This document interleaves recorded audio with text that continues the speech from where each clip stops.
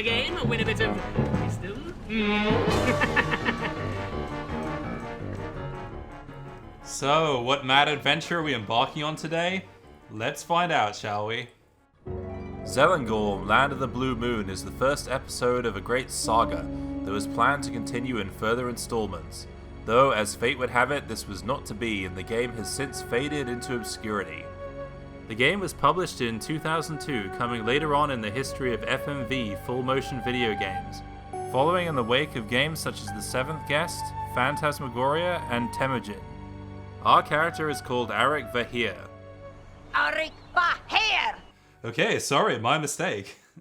We wake up from a dream in which we see an ominous skull washed up on the beach, and some people who look like they're on the Crystal Maze running around smashing water pots.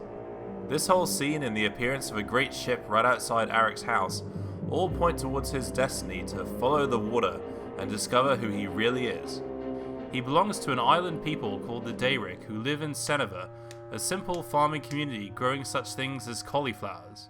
And if you want to find out more about cauliflowers, please watch my last review of Rhea. As you'll soon find out, we're not very popular with the locals, who consider the fact that you're left-handed to be a bad omen. I'm not at all sure that I trust you, young man. The women all wear these funny hats that I'm sure are meant to be phallic symbols of some kind. One of the young girls shamelessly flirts with you and looks like she's more interested in your codpiece than her fish. Another friendly person you meet is your dear old grandmother. I was just standing here, thinking about the weather. Oh really? Please tell me more. Oh, there is so much fruit. Indeed, there is much fruit, isn't there?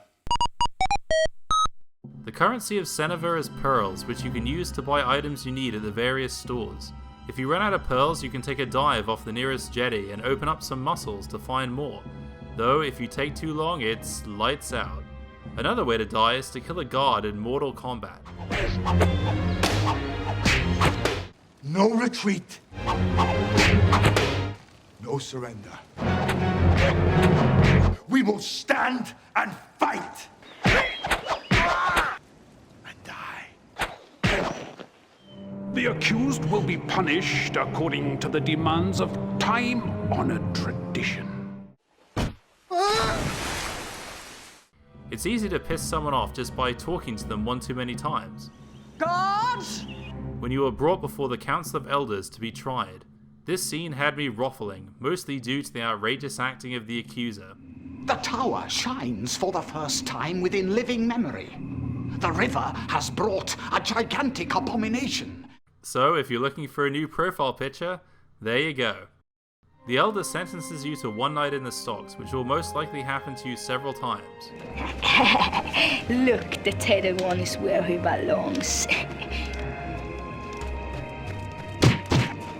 The village of Seneva covers a small area that can be explored in just a short time, so you'll find yourself going back and forth over the same ground.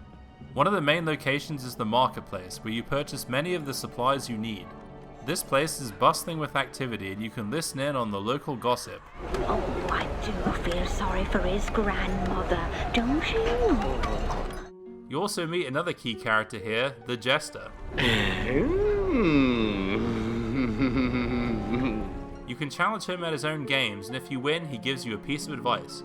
He tells us that the mysterious ship which appeared outside our house is in fact ours, and we need to figure out how to get on board.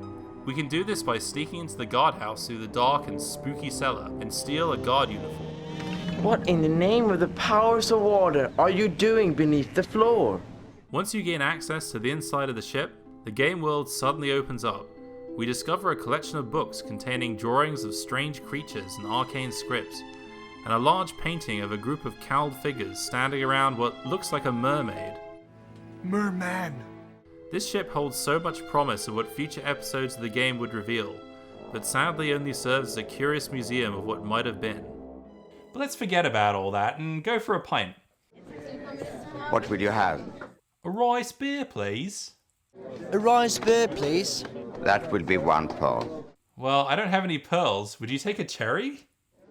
Leave here at once, tainted one! Gods!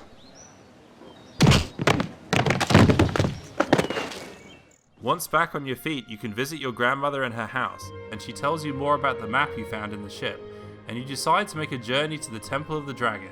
But we never get that far. We make it as far as the mainland, then the sun goes down, and it's all over. So, what makes this game worth playing despite it being so short and unfinished? Well, it does have some entertaining interactions. And there's a lot of detail that goes into the environment. For example, the numerous drawings you find scattered around, and the symbols that conjure up visions of other lands and peoples. It feels like a lot of care and attention to detail went into the making of this game, and it's a very bittersweet fate for what could have been a truly epic adventure.